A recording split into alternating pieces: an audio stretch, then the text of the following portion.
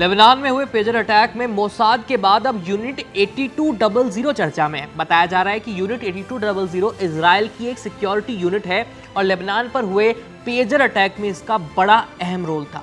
कहा तो ये भी जा रहा है कि साइबर युद्ध में यूनिट 8200 दुनिया की सबसे बड़ी और सबसे मजबूत खुफिया एजेंसी है, क्योंकि इसका नेटवर्क सिर्फ इजराइल में ही नहीं बल्कि पूरी दुनिया में फैला हुआ है।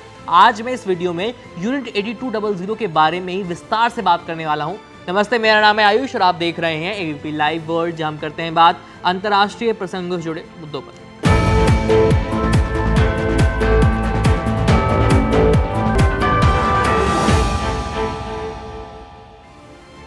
यूनिट 8200 के बारे में रॉयटर्स ने अपनी रिपोर्ट में बताया। रिपोर्ट के मुताबिक लेबनान में हुए इस हमले का पूरा प्लान यूनिट 8200 ने ही बनाया था और इसने करीब 1 साल तक इस पर काम भी किया था, इस प्लान पर। इसके अलावा इस ऑपरेशन में मोसाद ने पेजर में सिर्फ विस्फोटक लगाने का काम किया था।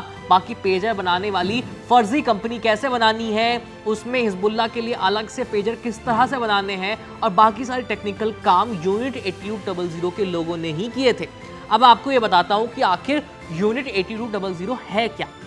तो यूनिट 8200 खुफिया एजेंसी का हिस्सा नहीं है, बल्कि ये तो इजराइल की डिफेंस फोर्स यानी आईडीएफ की एक इंटेलिजेंस यूनिट है। ये एक तरह के इजराइल की सेना का ही हिस्सा आप इसे कह सकते हैं। इस यूनिट के सदस्य सेना के काफी होनहार मेंबर्स होते हैं जो कई स्पेशल ऑपरेशंस पर काम करते हैं। इस यूनिट को इजराइल का वार्निंग सिस्टम भी कहते हैं, क्योंकि ये खतरे का पहले से ही पता कर लेती है। लेकिन ऐसे भी कई मौके आए हैं जब यूनिट 8200 से भी चूक हुई है।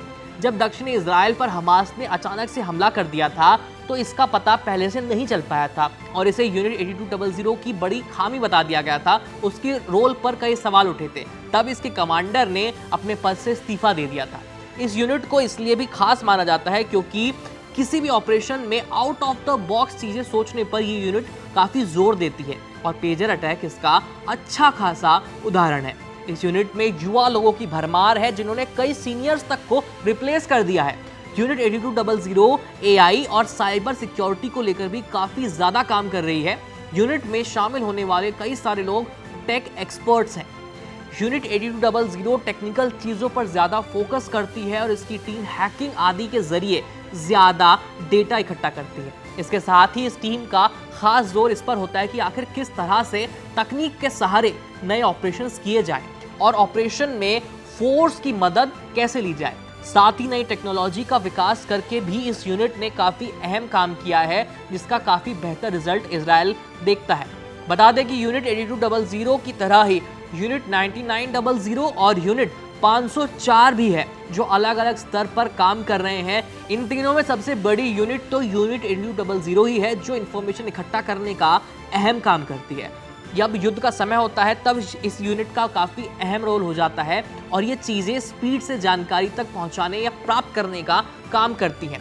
जानकारी के मुताबिक कहा जाता है कि ईरान का जो परमाणु कार्यक्रम था उसको बर्बाद करने में इस यूनिट का सबसे बड़ा रोल रहा है। रिपोर्ट्स के मुताबिक इसने स्टूक्सनेट नाम के एक वायरस को बनाया था और ये वायरस परमाणु यूनिट्स को जला देता था। इसके साथ ही इस यूनिट ने 2018 में यूएई से ऑस्ट्रेलिया जा रहे विमान को आईएसआईएस से हाईजैक होने से भी बचाया था। खैर, इस खबर में इतना ही। लेबनान मुद्दे से जुड़े तमाम अपडेट्स जानने के लिए देखते रहिए एबीपी लाइव। मेरा नाम है आयुष। धन्यवाद। For exclusive and insightful videos, subscribe to our new channel ABP Live Premium.